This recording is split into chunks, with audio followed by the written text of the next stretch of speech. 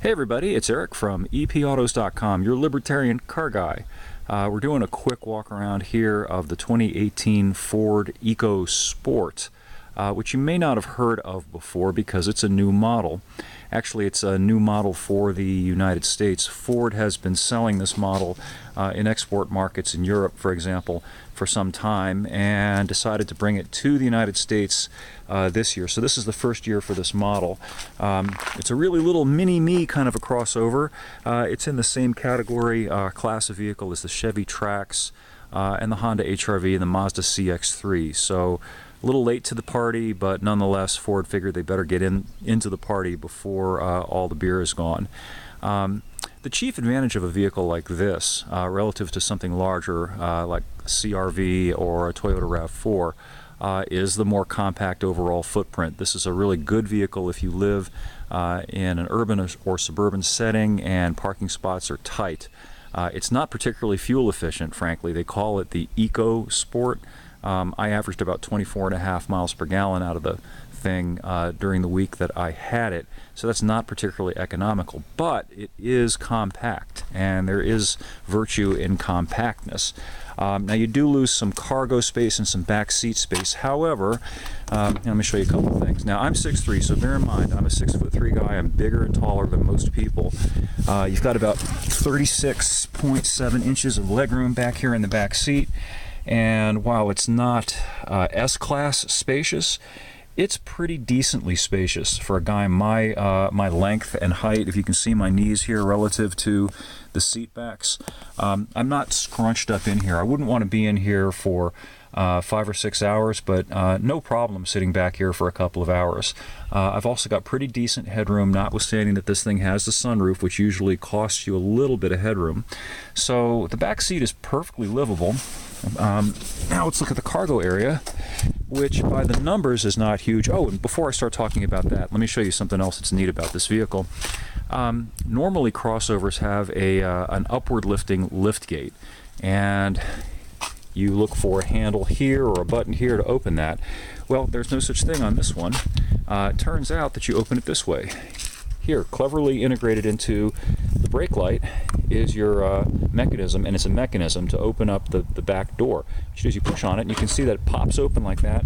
Pull it again, and it pops open, and it swings outward.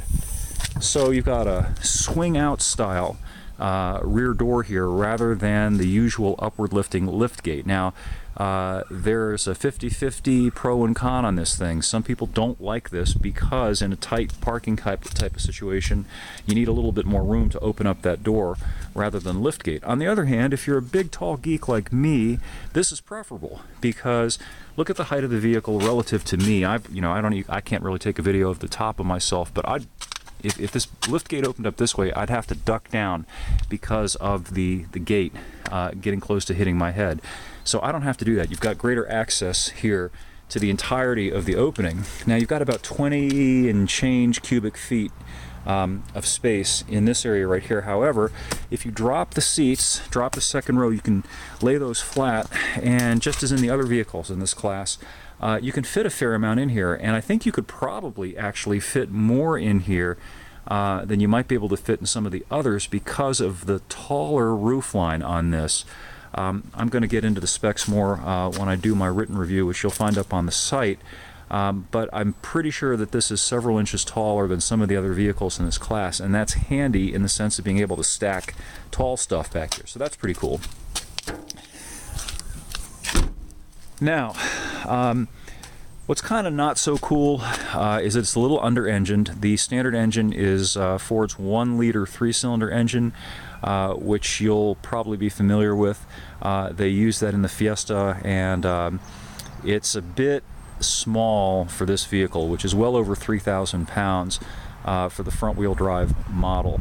And you can upgrade that to a 2-liter engine, but even that one, not particularly powerful. It's not turbocharged. So that's the weakest thing about this this model, in my opinion, is that it's a little bit on the slow-pokey side, but the fact is that's true of all the other ones as well. You can't get a manual transmission in this, though, which would make it a bit more fun. Honda does offer a manual transmission in the HR-V. So that's something to ponder as well. On the other hand, this is very nicely tricked out. The one they sent me is a titanium with all the bells and whistles, so this thing's pretty loaded. Let's have a look at the interior. Yeah, pretty impressive for a small entry-level kind of vehicle. Let's have a look at the nice touchscreen here with Ford's latest generation sync, which is one of the better systems on the market in my opinion. It's pretty intuitive, pretty easy to use, nice looking display also. Lots of apps, etc. I'm not sure whether they have 4G in this thing yet. I'm going to have to check into that, and I will put that in my review. I just got finished writing about the 2018 Honda Accord, which does have the 4G. Got nice seat heaters here, 3-stage seat heaters. I do like that it has a pull-up brake. Oh, and the other thing that I wanted to mention, in reading about this vehicle, I've read some of my colleagues' reviews about this, and to a man, they all complain that it hasn't got all of the latest safety features. All you have, oh boy, such a tragedy, is a backup camera and a blind spot detector. This thing does not have the obnoxious automated braking system, doesn't have the obnoxious lane keep assist, the seats don't vibrate, the steering wheel doesn't shake. In other words, it's not annoying. And if you are like me and hate all that safety stuff, you might really like this little thing. The one thing that's truly unfortunate, and we can blame our wonderful friends in Washington for that, is that the diesel engine that you can get in this thing in Europe is not going to be offered here. Again, because of emissions. Fractional increases in emissions, can't pass the EPA's tests, got 0.023 or whatever the percentage is more than the allowed maximum of NOx or particulates. It's all really stupid and really ridiculous, because then you'd actually have eco in this thing. I don't know about sport, but you would have eco. I think the Euro spec diesel averages 30-something miles per gallon, and I can tell you, having driven this thing for about a week with the 2-liter engine and the all-wheel drive system, realistically you're looking at about 24-25 miles per gallon average, which doesn't suck, but it's not fantastic either for a small, very small vehicle with a non-turbocharged 4-cylinder engine. Anyway, I'll have more up at epautos.com shortly, and thanks for viewing, and we'll catch up with you again soon.